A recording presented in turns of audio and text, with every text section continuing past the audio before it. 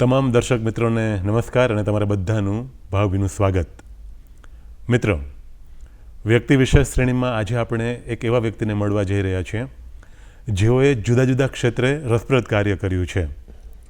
પસંદગીનું ક્ષેત્ર હોય કે પછી પડકાર સ્વરૂપે સ્વીકારેલું કોઈ ક્ષેત્ર હોય, એમાં રસપ્રદ રીતે પ્રદાન કરવા માટેની એમની અભિપ્સા પૂર્ણ કરવા માટે એમણે જે સુસજ્જતા કેળવી છે, ઉપરાંત નવું સાતત્યપૂર્ણતાથી શીખી અને એક ક્ષેત્રમાં રસપ્રદ ભૂમિકા પોતે જે ભજવી રહ્યા છે એની આજે આપણે વાત કરવાની છે. એ વ્યક્તિ છે શ્રી હિરેન જોશી. સૌપ્રથમ દૂરદર્શન વતી અને તમામ દર્શક મિત્રો વતી હિરેન, તમારું સ્વાગત. નમસ્કાર. હવે હિરેન, સૌપ્રથમ મિત્રોને આપણે તમારા જે જુદા જુદા ક્ષેત્રમાં રસપ્રદ કાર્ય કરવાના જે સરાહનીય પ્રયત્ન છે એની કરવાની છે. એટલે તમે રાઇટ ફ્રોમ બિગિનિંગ, એટલે કે તમે આમ તો જે બીએસસીનો અભ્યાસ કર્યો, મેથેમેટિક્સ સાથે તમે બીએસસી કર્યું અને પછી તમારું જે ક્ષેત્ર પસંદગીનું જે છે એમાં તમે કાર્યની શરૂઆત કરી, તમે તમારી જાતને પુરવાર કરવા માટે સુસજ્જતા કેળવવાની શરૂઆત કરી, ઘણું બધું નવું શીખ્યા અને પછી તમે ઇન્સ્યોરન્સ સેક્ટરમાં કાર્ય કર્યું, પછી તમે ટ્રેનિંગમાં આવ્યા. હવે ટ્રેનિંગ છે, એઝ એ ટ્રેનર તમે જે ટ્રેનિંગ આપવાની શરૂઆત કરી અને તમે સારા ટ્રેનર બન્યા, પછી તમારામાં જે નિખાર આવે છે અને પછી એક બીજા નવા મુકામો આવે છે, એ તરફ આપણે સફર કરવાની છે. તો શરૂઆતના તબક્કે આપણે એઝ એ ટ્રેનર તમારી પાસેથી શું અપેક્ષિત હોય છે અને તમે એઝ એ ટ્રેનર સતત શું શીખતા રહેતા હો છો, એની વાત શરૂઆતના તબક્કે આપણે દર્શક મિત્રો સમક્ષ મૂકીએ. સર, ટ્રેનર એટલે બેઝિકલી અત્યારે તો તમે યુટ્યુબમાં એમાં જોશો તો ઘણા બધા ટ્રેનિંગો કરે જ છે. પણ જ્યારે મેં ટ્રેનિંગ શરૂ કરી અને મારી ટ્રેનિંગની ફિલોસોફી બહુ અલગ છે. હું હંમેશા માનું છું કે ટ્રેનર છે ને એ ઝીરો હોય. એટલે જો ટ્રેનર ઝીરો રહે ને તો જ એ પ્રદાન કરી શકે. ટ્રેનરની વેલ્યુ તો જ થાય કે જેમ ઝીરોની વેલ્યુ ક્યારે થાય કે આગળ કોઈ આંકડો લાગે, એટલે એક લાગે તો ઝીરોની વેલ્યુ છે. રાઈટ, બિલકુલ. પછી ઝીરો ગમે એટલા વધતા જાય, એક ન હોય તો ઝીરોની કાંઈ વેલ્યુ નથી. બિલકુલ. એટલે એઝ અ ટ્રેનર હંમેશા આપણે જે આપણી આગળવાળા છે, મીન્સ કે જે આપણા પાર્ટિસિપન્ટ છે, એમાં શું વેલ્યુ એડિશન કરી શકીએ છીએ, રાઈટ, એની વેલ્યુ કેટલી વધારી શકીએ છીએ. તો બેઝિકલી ટ્રેનર આગળથી આ અપેક્ષા હોય કે ટ્રેનરે હંમેશા ઝીરો જેવું રહેવું જોઈએ. એટલે ઝીરોમાં મને ઝીરો એટલા માટે ગમે છે કે એ ખૂબ જ જેને કહી શકાય, એક તો આમ ઝીરો સર્કલ ઇન્ફિનિટી હોય, પ્લસ તમે ઊંડાણ ગણો તો તમારે ખૂબ ઊંડું પણ ઉતરવું પડે. કોઈ પણ વિષયમાં જ્યારે તમારે ટ્રેનિંગ દેવાની હોય ત્યારે તમારે ખૂબ જ ઊંડું ઉતરવું પડે. અને બેઝિક જ્યારે તમે ટ્રેનિંગ આપતા હો ત્યારે તમારે લર્નર્સ પર્સપેક્ટિવ, એટલે તમે જે ટ્રેનિંગ કીધું એમાં ટ્રેનિંગમાં ઘણી બધી વાર એવું થતું હોય છે કે લોકો જે છે એ લર્નર પર્સપેક્ટિવ ભૂલી જતા હોઈએ છે. તો લર્નર હંમેશા ત્યારે તમારી આગળથી શીખી શકે કે જ્યારે તમારામાં તમારું જે ઈગો લેવલ છે એકદમ ઝીરો હોય. રાઈટ. તમે એ પાર્ટિસિપન્ટના લેવલ સુધી પહોંચી અને એની ભાષામાં તમે એને આપી શકો. તો ટ્રેનર આગળથી અપેક્ષા એ પણ હોય છે કે તમે પાર્ટિસિપન્ટના લેવલ સુધી પહોંચો અને એ જ્યાં છે ત્યાંથી એની જર્ની ચાલુ કરાવો. એટલે એટલા માટે ઝીરો મને ઇઝ અ સ્ટાર્ટિંગ પોઈન્ટ. 1 2 3 4 પછી જ ચાલુ થાય. રાઈટ. એટલે આઈ ઓલવેઝ ફીલ કે trainer is a zero and any value એ એટલી બધી જ છે અને ઝીરો વગર કોઈ આંકડાની વેલ્યુ પણ નથી. રાઈટ. કદાચ તો હું વિચારો તો પણ દેટ્સ માય ફિલોસોફી. અપેક્ષા એ જ હોય કે ભાઈ પાર્ટિસિપન્ટને પોઈન્ટ એ ટુ પોઈન્ટ બી લઈ જવા માટે જે પણ કંઈ કરવું પડે એ ટ્રેનરે કરવું પડે. સર, ખૂબ રસપ્રદ રીતે તમે સમજાવ્યું હિરેન કે ટ્રેનર છે એની પાસેથી શું અપેક્ષિત હોય અને એ જે પાર્ટિસિપન્ટ છે, જે ટ્રેની છે, એને કયા મુકામથી કયા મુકામ સુધી લઈ જવા માટે એ સમર્થ નીવડે છે. એ માટે એ પોતાની જે પણ પરિભાષા છે અને જે પણ મુદ્દા છે અને જે પણ પોતાના ટૂલ્સ છે એનો એ ઉપયોગ કરે. હવે હિરેન, થોડી વાત એ પણ કરીએ કે તમે રસપ્રદ રીતે ઘણા બધા ક્ષેત્રો પસંદ કર્યા અને એમાં તમે તમારું પ્રદાન આપ્યું. તો એવું જ એક ખૂબ જ રસપ્રદ અને બધાને ઉપયોગી નીવડે એવું ક્ષેત્ર છે શિક્ષણનું ક્ષેત્ર, ફિલ્ડ ઓફ એજ્યુકેશન. એટલે આ એજ્યુકેશન ફિલ્ડમાં એમાં તમે જે અદ્ભુત કાર્ય કર્યું, એમાં તમે એઝ એ ટ્રેનર કાર્ય કર્યું છે, તમે કન્સલ્ટન્ટ સ્ટ્રેટેજિસ્ટ કાર્ય કર્યું છે તમે સિલેબસમાં પણ કંઈક એ પ્રકારના ટૂલ્સ બનાવવાનું પણ કાર્ય કર્યું છે, તમે વિદ્યાર્થીઓ સાથે પણ કાર્ય કર્યું છે, તમે એઝ એ ટ્યુટર પણ કાર્ય કર્યું છે, તમે ટ્રેનર કામ કર્યું છે, તમે ઘણા બધા રોલ્સ અને રિસ્પોન્સિબિલિટીઝ નિભાવ્યા છે. તો એ જે બીજ આવ્યું અને એમાં તમે આ જુદી જુદી ભૂમિકાઓ નિભાવી અને પ્રદાન કર્યું, તો એ રસપ્રદ કહાની, એ જે રસપ્રદ અનુભવ છે એ હવે આપણે દર્શક મિત્રો સમક્ષ મૂકીએ. તો થોડી વાત આપ એ વિશે કરો. એજ્યુકેશન ફિલ્ડની અંદર આવવાનું થોડું કામ રસપ્રદ જ છે. બેઝિકલી મેં તમને કીધું કે આઈ વોઝ સર્વિંગ MNC, એટલે હું ઇન્સ્યોરન્સ ફિલ્ડની અંદર હતો. અને મારા મધર ટીચર છે અને અનફોર્ચ્યુનેટલી હવે નથી, એટલે ટીચર હતા. એટલે એક દિવસ એવું થયું કે હું મારા ફ્લેટની બહાર ઊભો હતો અને એક યંગ છોકરો, એના ફાધર ઘર ગોતતા ગોતતા અમારા ઘરે આવ્યા ને કે આ બેન ક્યાં રહે છે? એટલે મેં કીધું યસ અહીંયા જ રહે છે, મારા મધર જ છે. શું કામ હતું કોને? એટલે એને કીધું ના ના અમારે એને મળવું છે. એટલે પછી મારા મધરને મળ્યા અને પગે પગે લાગ્યા અને જાણવા એવું મળ્યું કે એ કંઈક જે મિત્ર છે એ વિદેશ સેટલ થવાનો હતો અને બધા ટીચરોને ગોતતો આવ્યો કે જેને પોતાના જિંદગીની અંદર કંઈક ફેરબદલ લઈ આવ્યા છે, કંઈક ઇમ્પેક્ટ ક્રિએટ કર્યો છે, એની મળવા આવતા હતા અને એ બધા એની એક મેમરી બુક તરીકે લઈ જવા માગતો હતો. એટલે મારા મમ્મીને મળ્યા અને સરસ રીતે થઈ ગયું બધું. પણ પછી હું જ્યારે રિયલાઇઝ કર્યો ત્યારે મેં થયું કે મારા મમ્મી તો નર્સરીમાં ભણાવતા હતા એમ. એટલે એ છોકરો તો ઓલમોસ્ટ ગ્રેજ્યુએટ થઈ ગયો હતો, આઈ થિંક જાતો હતો લંડન, ખબર નથી એક્ઝેક્ટ, મને યાદ નથી હવે.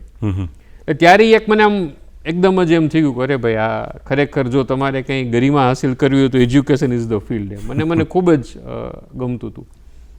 પછી કોર્પોરેટ મૂકીને મેં મારો પોતાનો વ્યવસાય ચાલુ કર્યો અને ત્યાં એક મેં હેડલાઇન વાંચી કે 50% of Indian graduates are not fit to be hired. હવે આઈ થિંક કે ઇન્ડિયન એક્સપ્રેસ કે મને એક્ઝેક્ટલી છાપું યાદ નથી, એમાંય હેડલાઇન હતી. એટલે ત્યારે મને એમ થયું કે અરે આ તો બહુ ચેલેન્જિંગ સિચ્યુએશન કહેવાય કે 50% of Indian graduates are not fit to be hired. તો એમ્પ્લોયેબિલિટી ક્યાં આપણે મિસ કરી રહ્યા છીએ. તો મને એ વિષયે થોડોક વધારે ટચ કર્યો અને મને એમ થયું કે હવે આના ઉપર આપણે કંઈક કાર્ય કરવું જોઈએ. એટલે સમહાવ આઈ સ્ટાર્ટેડ કે ભાઈ મારો હંમેશા જેને કહી શકે કે મેથેમેટિક્સ એટલે લોજિકલ એટલે આપણે સ્ટેપ્સ બાય સ્ટેપ્સ, એટલે મેં વાયથી ચાલુ કર્યું કે Y they are not employable એમ. એનું ઘણું બધું રિસર્ચ કર્યું અને એના ઉપર મેં ઘણું બધું આમ મનોમંથન કર્યું અને એના મનોમંથનના ફળ સ્વરૂપ એવું આવ્યું કે પ્રાઇમરી, સેકન્ડરી, સ્કૂલ લેવલે જો તમે કંઈ કાર્ય કરો તો આ સિચ્યુએશનમાં ઇમ્પેક્ટફુલ કામ થઈ શકે. રાઈટ. એટલે બાળકોને કેવી રીતે પહોંચવું, પછી અમે એક અભ્યાસ કર્યો કે ભાઈ ઘણા બધા બાળકો છે, તો ડેફિનેટલી ઘણા બધા બાળકોને આપણે ડાયરેક્ટલી તો નહીં જ પહોંચી શકીએ. તો બાળકોને ઇન્ફ્લુઅન્સ કોણ કરે? તો બાળકોને ઇન્ફ્લુઅન્સ કરે ટીચર્સ. એટલે કારણ કે મારો કોર્પોરેટનો ટ્રેનિંગનો અનુભવ હતો જે મને ખૂબ કામ આવ્યો. તો મેં કીધું આપણે ટીચર્સ ટ્રેનિંગ ચાલુ કરીએ. એટલે અમે ટીચર્સ ટ્રેનિંગ ચાલુ કરી. પછી અમને જેમ કીધું કે આપણે શીખવું જોઈએ, તો પછી અમે નક્કી કર્યું કે વર્લ્ડની બેસ્ટ એજ્યુકેશન સિસ્ટમ ક્યાં છે? તો વર્લ્ડની બેસ્ટ એજ્યુકેશન સિસ્ટમ છે ફિનલેન્ડ. એટલે અમે ફિનલેન્ડ ગયા. ઓકે. ટુ સી કે ભાઈ ત્યાં કઈ રીતે શું ચાલે છે લોંગ બેક. અને આજે આઈ થિંક ફિનલેન્ડ જ નંબર 1 છે એઝ ફાર એઝ એજ્યુકેશન. કે ફિનલેન્ડમાં કેવું છે, ઇનપુટ વર્સિસ આઉટપુટ, એમ બહુ ઓછા એફર્ટમાં એ ખૂબ સારું રિઝલ્ટ ડ્રાઈવ કરી શકે છે. પછી ત્યાંથી ઘણું બધું મેળવું, શીખા.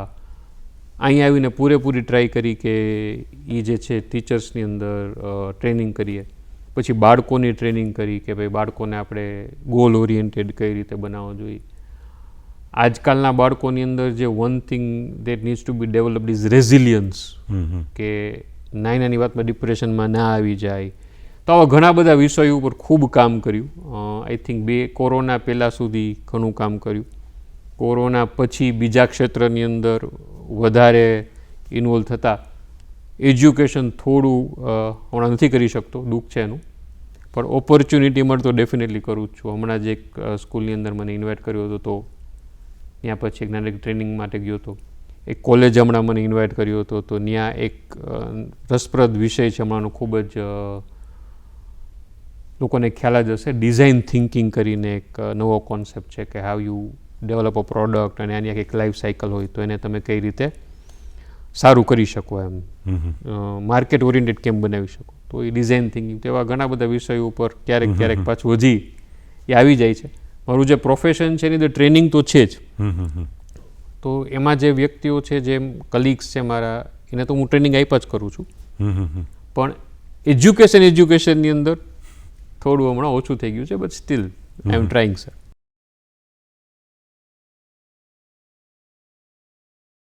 પ્રાથમિક કક્ષાએ કે માધ્યમિક કક્ષાએ જે વિદ્યાર્થીઓ ભણે છે એ ખૂબ સરસ રીતે, રસપ્રદ રીતે ભણે તો પછી આગળ જતાં એને ખૂબ ફાયદો થાય, અને એને ભણાવનારા જે શિક્ષક મિત્રો છે એ સુસજ્જ હોય તો વધારે ફાયદો સમગ્રતાથી બધાને થાય. અને એ શિક્ષકોને જો આપણે સરસ રીતે તાલીમ આપી શકીએ તો એનો ફાયદો આપણને બેનમૂન રીતે સમગ્રતાથી મળે.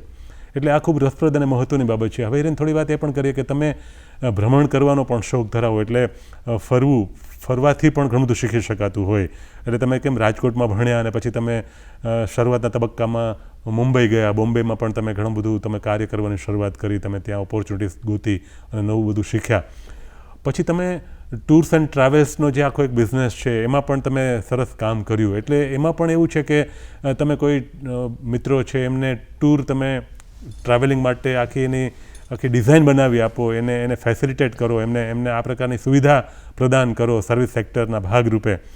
તો એમાં પણ એ પ્રકારના ડેસ્ટિનેશન્સ છે, એ પ્રકારના સ્થળો છે કે જેનું મહાત્મ્ય સામાજિક રીતે હોય, ધાર્મિક રીતે હોય, અન્ય ઐતિહાસિક રીતે કે કોઈ અન્ય રીતે હોય. તો ફરવા જવા માટે તો ઉત્સુક દરેક વખતે હોય જ દરેક વ્યક્તિ. તો એના માટે બહુ કમ્પિટિટિવ રેટ સાથે, બહુ સ્પર્ધાત્મક માહોલની વચ્ચે એક એને કિફાયતી ભાવે બધું મળી રહે, અને એ માટેની આખી એક સ્ટ્રેટેજી તમે ડેવલપ કરી, અને એમાં પણ તમે રસપ્રદ કાર્ય કર્યું. તો થોડી વાત આપણે સંક્ષિપ્તમાં કરીશું, પણ એ વાત પણ મિત્રોને જણાવીએ, તો આપ એ વાત કરો. Entering travel again was a કો ઇન્સિડન્સ.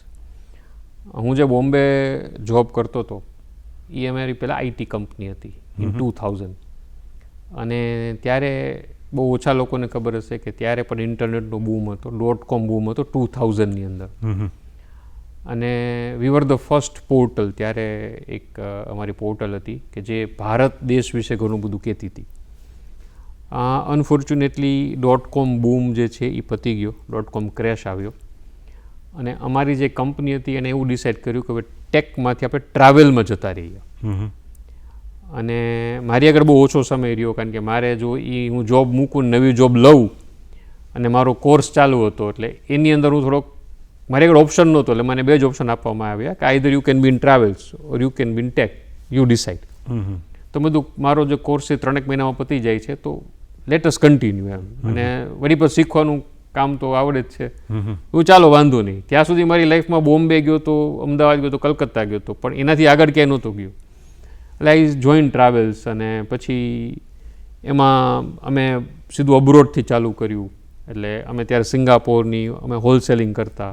ટ્રાવેલનો એક બહુ મોટો કોન્સેપ્ટથી સમજાવીશ તો ઘણો ટાઈમ જતો રહેશે, પણ મિત્રોને એક વાત કરવા માગીશ કે કોન્ફિડન્ટથી પછી મેં કીધું ચાલો આપણે ટ્રાવેલ્સ કરીએ. એટલે કીધું કે ચાલો સિંગાપોરની અંદર હોટલ્સ વેચવાની છે, આમ તેમ. તો હવે સિંગાપોરની અંદર આપણે હોટલ્સ કેમ વેચવી? પણ એક બુક આવતી, એનું નામ ભૂલી ગયો, આઈ થિંક બ્લુ કલરની બુક હતી, ગ્લોબલ ટ્રાવેલર હંમેશા યુઝ કરતા એને, અને મેપ્સ આવતા. તો મેં આખા મેપ ગોખી નાખ્યા, સિંગાપોરના મેપ આખા ગોખી નાખ્યા કે ભાઈ કોક એમ પૂછે કે આ હોટલ ક્યાં આવી, તો તમે એમ કીધું કે ભાઈ મિત્રોને, તમારે જ્યારે તમે ટ્રાવેલ બિઝનેસમાં છો તો તમારે એને કહેવું જ પડે કે આ હોટલ અહીંયા આવી, એથી ઇન્ડિયન રેસ્ટોરન્ટ ક્યાં, કારણ કે ત્યારે ગૂગલ એટલું બધું કંઈ હતું નહીં, ઇન્ટરનેટ પર આટલું બધું કંઈ ખ્યાલ ન આવતો એમ. તે આપણને પૂછે કયા એરિયામાં હોટલ આવી, બાજુમાં રેસ્ટોરન્ટ ક્યાં છે, આની આ બાજુ તમને ખ્યાલ હોવો જોઈએ. રાઈટ. તો એક જ રસ્તો હતો મેપ, તો આખો મેપ જ ગોખી નાખ્યો. કદાચ આજે તમે મને પૂછો તો આંખો બંધ કરીને હું તમને નામ કહી શકું સ્ટ્રીટના, કે આ સ્ટ્રીટ, અહીંયા હોટલ, આમ તેમ. તો that's how I started in travels. પછી કોર્પોરેટ ક્ષેત્ર પછી મને એમ થયું કે મારું પોતાનું કંઈ કરવું જોઈએ. એટલે 2010ની અંદર મેં મારી પોતાની એક ટ્રાવેલ્સ કંપની ચાલુ કરી. અને એક ચાઇનીઝ કહેવત છે કે તમે 100 બુક વાંચો અને એક માણસને મળો તો તમને કદાચ બુકમાંથી જે શીખવા નહીં મળે, માણસને મળવાથી મળશે. અને સેમ વિથ ટ્રાવેલર્સ. બિલકુલ. કે તમે જેટલું પણ ટ્રાવેલ કરશો તમને એટલું બધું શીખવા મળશે કે જેની કોઈ સીમા જ નથી. કે મેં મારી અને એક બીજો કિસ્સો કીધો કે ભાઈ સિક્રેટ બુક બધાએ વાંચી હોય તો એમાં એમ કીધું છે કે તમે કે જે ડ્રીમ કરો એ તમને મળે. અને એ દેશમાં અમે એક જ વસ્તુ જાણી કે તમે જે દેશમાં જાઓ ને એ દેશમાં એટલું બધું શીખવાનું છે કે જે બુક્સમાંથી કદાચ તમે ના શીખી શકો એમ. કલ્ચર, ઘણા લોકો એવું કહેતા હોય કે ભાઈ વિદેશની અંદર કોઈ તમારું ધ્યાન નથી રાખતું, આમ નથી થતું. તો એક નાનકડો કિસ્સો કહીને પછી હું કહીશ કે તમને કેવી રીતે તમારા પર્સ્પેક્ટિવ ચેન્જ થઈ જાય કે અહીંથી તમે જોતા હો કે એ દેશ આવો છે પણ તમે ત્યાં જાઓ તો ખબર પડે ખરેખર એવું કંઈ છે જ નહીં. તો ઇવેન્ટ ટુ હેલ્સિન્કી, ફિનલેન્ડ અમે ઘેર ગયા ત્યારે, અને ઇન્ટરનેટ પતી ગયું એટલે અમે સ્ટક થઈ ગયા હતા. તો અમે એક આમ ચોક ઉપર ઊભા રહી ગયા કે રાઈટ જાઉં કે લેફ્ટ જાઉં. બેગ્સ બધી હતી. તો સમહાવ એક ઓલ્ડ લેડી આવ્યા મારી આગળ કે તમે સ્ટક છો કે પ્રોબ્લેમ છે? હા, અમને આ એડ્રેસ નથી મળતું. તો કે કાંઈ વાંધો નહીં, તમારો ફોન લ્યો, તમે ગોતો અને તમે જાઓ. વાહ. તો અહીંયાથી આપણને એવું કહેવામાં આવે કે ત્યાં કોઈ તમારું ધ્યાન નથી રાખતું, પણ એવું નથી. Humanity is everywhere. એવું સિંગાપોરમાં પણ મને એવો જ એક કિસ્સો થયો કે ઓનેસ્ટી કોને કહેવાય એમ. અમે લોકો એક જગ્યાએ જતા હતા રાતે, જ્યારે ગયા ત્યારે અમારું ફેર ઓછું થયું, રિટર્નમાં અત્યારે ફેર વધી ગયું. એટલે મેં ખાલી સાહજિકતાથી પૂછ્યું કે ભાઈ અમે જ્યારે ગયા હતા આ જગ્યાએ ત્યારે ફેર ઓછું હતું અને તમે જે લઈ આવ્યો એ ફેર વધી ગયું થોડું, કેમ નથી લાગતું? તો કે હા સર, તમારે દેવાના ઓછા જ છે. તો પણ તારું મીટર તો આ દેખાડે છે. તો કે ભૂલ મારી છે, મેરેથોનના હિસાબે મેં એક ખોટો ટર્ન લઈ લીધો. ઓકે. એટલે તમારે થોડુંક વધારે ફરવું પડ્યું. મેરેથોન હતી એટલે અમુક જે રોડ બ્લોક હતા એને ધ્યાનમાં નહીં રહ્યું એટલે હી ટર્ન બેક અને પછી આવવા માટે હી ટુકો લોંગર રૂટ એમ. થવા એટલા જ જોઈએ. રાઈટ. પણ હવે મીટર તો મીટર છે એને તો ના ખબર પડે. તો એને મને ખાલી કીધું કે ના તમે $10 ઓછા આપો. મેં કીધું $10 ઓછા નથી આપવા, પણ આવી પ્રામાણિક આવી તો ઘણા કિસ્સા મારી ભેગા બન્યા છે. એટલે ટ્રાવેલ્સ ઘણું બધું તમને શીખવે. કદાચ આપણે આખો એપિસોડ ઓછો પડે, હું તમને એટલા કિસ્સા ટ્રાવેલમાં કહી શકું. પણ ટ્રાવેલ બહુ ઇન્ટરેસ્ટિંગ છે સર, બહુ શીખવા મળે. હું તો કહું છું દરેક મા બાપને કે ડેફિનેટલી બાળકોને લઈ જવા જોઈએ. તમે કદાચ થોડું સ્પેન્ડિંગ ઓછું કરીને, એવું નથી કે અબ્રોડ, તમે ઇન્ડિયામાં ટ્રાવેલ કરો તો પણ એટલું તમને શીખવા મળે. હું ગોવા ગયો તો ગોવામાં એટલું શીખો, કેરેલા એટલું શીખો, રાજસ્થાન એટલું શીખો. જ્યાં તમે જાઓ તમને કંઈ ને કંઈ શીખવા મળે જ સર.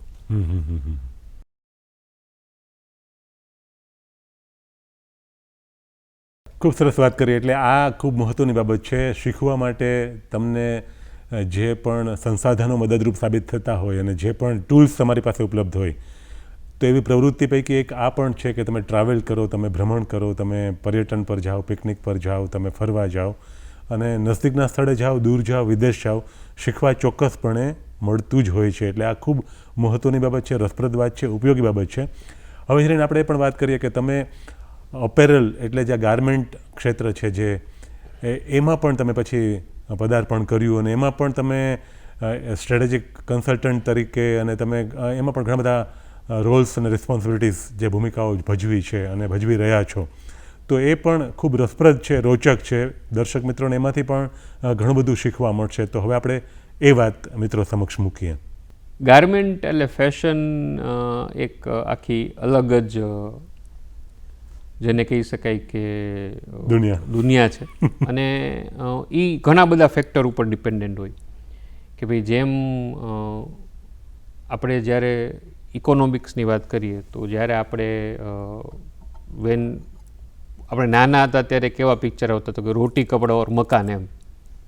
તો ત્યારે these were the basic needs of people એમ કે ત્યારે બેઝિક નીડ હતી કે રોટી કપડા ને મકાન એમ. એનાથી વિશેષ કોઈ નહોતું વિચારી શકતું. તો ત્યારે ફેશન વિશે લોકો આટલા અવેર નહોતા. બિલકુલ. પોતાના અપિયરન્સ વિશે અવેર નહોતા, બ્રાન્ડ્સ વિશે અવેર નહોતા. તો ત્યારે આ ઇન્ડસ્ટ્રી એક્ઝિસ્ટ કરતી હતી પણ આનું ઇવોલ્વમેન્ટ એટલું બધું નહોતું એમ. એઝ અ બ્રાન્ડ કયો કે as a quality of garments કયો કે કમ્ફર્ટ લેવલ કયો, ત્યારે એક ખાલી જેને કહી શકાય કે ગાર્મેન્ટને જોવાનું એકમાત્ર જે વિઝન હતું એ હતું કે ભાઈ શરીરને ઢાંકવા માટે આપણે કંઈક પહેરી રહ્યા છીએ. એ ત્યારનો કોન્સેપ્ટ હતો. આજના દિવસે કોન્સેપ્ટ છે કે fashion is your next identity or fashion is your identity. બિલકુલ. તો હવેની જે ગાર્મેન્ટની દુનિયા છે એ આખી અલગ દુનિયા છે. એટલે એની અંદર જેમ હું તમને કહું કે ભાઈ લોકોની અવેરનેસ વધે, કોઈ પણ જે ઇન્ડસ્ટ્રી છે એનું ડેવલપમેન્ટ કન્ઝ્યુમરના નોલેજથી થાય. જ્યારે કન્ઝ્યુમર ડિમાન્ડિંગ થતો જાય ત્યારે સામે જે આપનાર છે એને એની તાલે હાલવું પડે એમ. બેઝિકલી બહુ સિમ્પલ લોજિક છે કે મને યાદ છે કે રાજકોટની અંદર પહેલું ઇન્ટરનેટ જ્યારે આવ્યું, ઓલા મોડેમમાં ટક ટક ટક ટક ટક કરીને લોકો આમ કરતા BSNLમાં, બરાબર, ત્યારે અમે કલાક સુધી એક ઇમેજનું આમ લોડ થાય તો અમે આરામથી બેસતા, કલાક સુધી ઇમેજ લોડ થાય. ત્યારે હોટમેલ હતું, સબીર ભાટિયાજી વેચી નાખ્યું, એ હોટમેલમાં નાખી એકાઉન્ટ ખોલતા. ત્યારે કેટલી બધી વાર લાગતી અને યુ આર વેરી ફાઇન. બિલકુલ. કન્ઝ્યુમર વોઝ નોટ અવેર કે 5G જેવું હોય. હવે અત્યારે તમે 1 સેકન્ડ પણ જો તમારું ઇમેજ ઓપન ના થાય, તમે નેટવર્ક ચેન્જ કરવાનું વિચારી લો. રાઈટ. તો જે ઓપરેટર છે એ કન્ઝ્યુમર ડિમાન્ડને મીટ નથી કરી શકતો, તો એ સર્વાઈવ નહીં કરી શકે. તો ગાર્મેન્ટ ઇન્ડસ્ટ્રી અત્યારે ખૂબ ઇવોલ્ડ ઇન્ડસ્ટ્રી છે. Fashion is nothing but the next identity. આ તમે, અને લોકોને હવે ખ્યાલ આવે છે કે ભાઈ અપિયરન્સ છે એ ખૂબ જ ઇમ્પોર્ટન્ટ છે, મારો પહેરવેશ ખૂબ ઇમ્પોર્ટન્ટ છે, એક એક્સપ્રેશન તરીકે આવાને લે છે સર. એટલા માટે ક્વોલિટી, કમ્ફર્ટ, સાઇઝ. એટલે આજના દિવસે જે લોકો ગાર્મેન્ટ ઇન્ડસ્ટ્રીમાં છે એ લોકોએ ખૂબ જ જેને કહી શકે ઓન ધ ટોઝ રહેવું પડે અને ક્વોલિટી ખૂબ સારી આપવી પડે. કન્ઝ્યુમર ડિમાન્ડને ખૂબ જ ધ્યાનમાં રાખીને કેટર કર્યા કરવું પડે. અને જે સર્વિસ લેવલ છે એને તમારે નેક્સ્ટ લેવલ ઉપર લઈ જવું પડે. કારણ કે કોમ્પિટિશન પણ એટલી છે. પહેલાં ફોર એક્ઝામ્પલ અમુક ગીનાચૂના સ્ટોર્સ જ હતા કે જે આપતા હતા, પણ હવે તમારે ઓનલાઈન તમારું એક બહુ મોટું કોમ્પિટિટર તરીકે જ્યારે ઉભરી રહ્યું છે, તો માત્ર પ્રોડક્ટ તમે ટ્રાન્ઝેક્ટ કરો તો ના ચાલે, તમારે સર્વિસ લેવલ ઉપર એટલું આગળ જવું પડે. તો ન્યા એઝ અ કન્સલ્ટન્ટ કે તમે કહી શકો કે ગાર્મેન્ટ કે આ બધી સમજ એ પહેલાં કેળવવી પડે અને પછી એને ધ્યાનમાં રાખીને કાર્ય કરવું પડે એમ.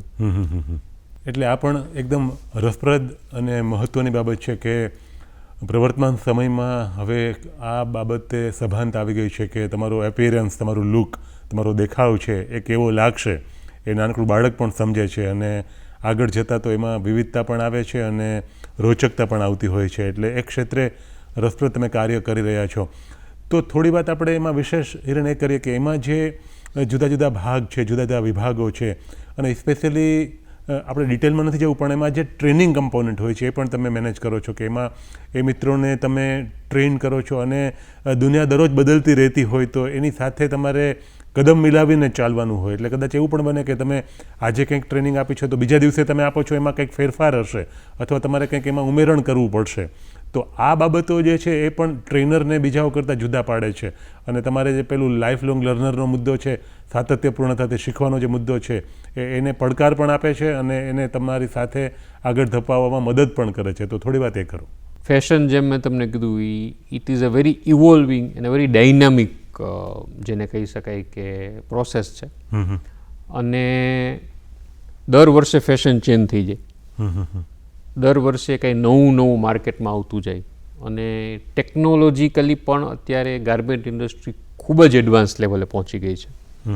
એટલે ફેબ્રિક લેવલે કહો, તમે સ્ટીચ લેવલે કહો, તમે એના ડેકોરેશન લેવલે કહો, તમે ટ્રીટમેન્ટ લેવલે કહો, તો આ દરેક લેવલ ઉપર ખૂબ જ અદ્ભુત કામ થઈ રહ્યું છે. અને પડકાર તમે કીધું એ જ છે કે ટ્રેનિંગ્સ જે અમે આપતા હોય એ અમારી બે મૂળભૂત મુદ્દાઓ અમે સાંકળતા હોય છીએ. એક છે કે ભાઈ કસ્ટમર એક્સપિરિયન્સ. તો એમાં જેને કહી શકાય કે બેઝિક્સ રિમેન સેમ એમ કે કોઈ પણ જે કસ્ટમર છે એને તમે કઈ રીતે એક સારો એક્સપિરિયન્સ આપો છો. રાઈટ. તો એ બેઝિક્સ હંમેશા સેમ જ રહે છે, એ બહુ ચેન્જ નથી થતા. પણ યસ, પ્રોડક્ટ લેવલે તમારે સમયાંતરે એ જે કાર્ય છે ને કરવું જ પડે. અને એ જ અમારું ઉદ્દેશ્ય હોય કે બંનેને બેલેન્સ કરાવીને ચાલીએ કે પ્રોડક્ટ નોલેજ પણ એટલું હોવું જોઈએ, સર્વિસ નોલેજ પણ એટલું હોવું જોઈએ અને હંમેશા કેવું છે સર કે આપણે કહીએ ને કે ભાઈ કુહાડીની ધાર કાઢ્યા જ રાખવી પડે. તો ટ્રેનિંગ એવી વસ્તુ છે કે તમારે એકવાર દઈને તમે ભૂલી ના શકો, તમારે વારે વારે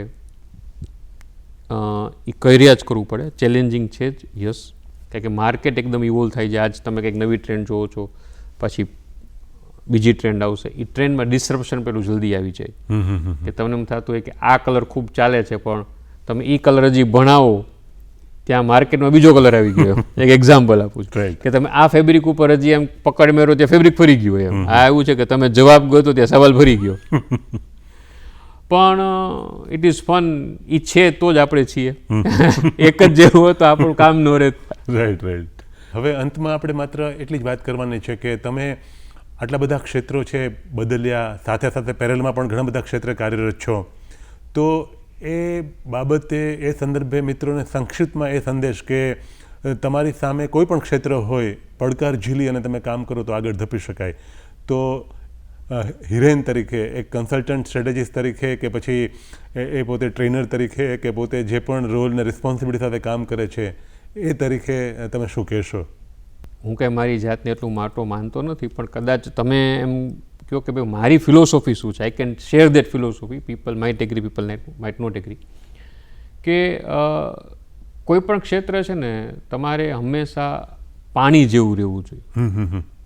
ખ્યાલ આવ્યો? પડકાર ગમે એ હોય, રાઈટ, પણ જો તમે પાણી જેવા લચકદાર હશો તો ગમે એ ફોર્મેટમાં તમે તમારી જાતને ઢાળી શકશો. અને આજની દુનિયા એટલી ડાયનામિક છે કે કદાચ હું તમને કહું કે મારા અમુક જે મિત્રો છે તે ઇવેન્ચ્યુઅલી ટર્ન્ડ આઉટ કે એ લોકો પેજિંગ ઇન્ડસ્ટ્રીમાં હતા, તો ઓલમોસ્ટ સડનલી પેજિંગ ઇન્ડસ્ટ્રી બંધ થઈ ગઈ and they had to shift to mobile. તો મોબાઈલની અંદર એ ઘણા બધા ઉતાર ચઢાવ આવ્યા. એવી જ રીતે ટેકનોલોજી, તો ટેકનોલોજીની અંદર જે લોકો અત્યારે પ્રોગ્રામિંગ શીખતા હશે, એ જ્યારે ગ્રેજ્યુએશન એને ચાલુ કર્યું હશે એન્જિનિયરિંગ, મારો સન એન્જિનિયરિંગમાં છે એટલે આઈ કેન ફીલ દેટ, તો અત્યારે એઆઈના આવવાથી આખી ડાયનામિક ચેન્જ થઈ ગઈ. બરાબર છે. તો હવે એવું જ વિચારે કે ના મેં આ શીખું તું અને હું આ જ કરીશ અને એમાં જ કેરિયર બનાવીશ, તો કદાચ નિષ્ફળતા જઈ શકે. હું કોઈ જનરલાઇઝ કોઈ સ્ટેટમેન્ટ કરવા નથી માગતો કોઈની માટે, પણ હું મારું એમ કહીશ કે તમારે દરેક નવી વસ્તુને અપનાવતા શીખવી પડે અને શીખતા રહેવું પડે અને ચેલેન્જીસને એક્સેપ્ટ કરવી પડે. So you to be learner. એમ કંઈ પણ નવું આવ્યું, there is always a way to learn it. તમે લર્ન કરો એટલે ડેફિનેટલી કોઈ પણ ક્ષેત્રમાં તમે જઈ શકો છો. કે આપણે જૈનમાં ત્યારે આપણને થોડી ખબર હતી કે આપણને સાયન્સમાં મૂકવાના છે, બરાબર? તો ત્યારે તમે શીખા પહોંચ્યા ને, તો તમે નવી વસ્તુ કરો તો પહોંચતા રહ્યો. અને ટ્રાવેલના હિસાબે એવું જ થયું કે ભાઈ હું જેટલા સિટીમાં પહેલાં ગયો, મેં તમને કીધું કે ગૂગલ નહોતું, તો એવા કેટલા પડકારો મેં લીધા કે ભાઈ ચાઇના પહોંચી ગયા તો ચાઇનીઝ ના આવડે તો શું કરવું? તો you have to make a way out. તો એક તો વે આઉટનું તમારે અભિગમ અપનાવવો જોઈએ અને કોઈ પણ પડકાર એકવાર તો ઝીલી લેવો જોઈએ. ડેફિનેટલી કંઈક ને કંઈક રસ્તો નીકળી જાય જો તમે લર્નર હોય તો. શીખવાની તમે તાકાત રાખો તો ડેફિનેટલી શીખાઈ જાય, વાંધો ન આવે. પણ તમે કેટલા બેટર સ્ટુડન્ટ છો, મારી જેમ ઠોઠ નિશાળી હોય તો વાત આખી ઓછી છે, પણ તમે સારા ઓલા હો તો તમે ડેફિનેટલી ખૂબ સફળતા મેળવી શકો સર. એમાં કંઈ વાંધો જ નથી. સાતત્યપૂર્ણતાથી શીખતા રહેવાનો અભિગમ કેળવી અને તમે સુસજ્જતા કેળવવાના પ્રયત્ન કરતા રહો તો ક્ષેત્ર કોઈ પણ હોય, સફળતા તમને મળે જ છે. અને તમારી અનુભવ સંપદા જે રીતે વિસ્તરણ પામે છે તો એનો બેનમૂન ફાયદો તમને અને અન્ય મિત્રોને પણ મળે છે. હિરેન, ઘણી બધી રસપ્રદ વાતો થઈ છે. ચોક્કસપણે દર્શક મિત્રોને આમાંથી ઘણી બધી ઉપયોગી માહિતી મળી હશે. તમે આવ્યા અને રસપ્રદ વાતો મિત્રો સમક્ષ શેર કરી, તો એ માટે તમામ વતી, દૂરદર્શન વતી તમારો ખૂબ ખૂબ આભાર. ધન્યવાદ. ધન્યવાદ સર. Thank you.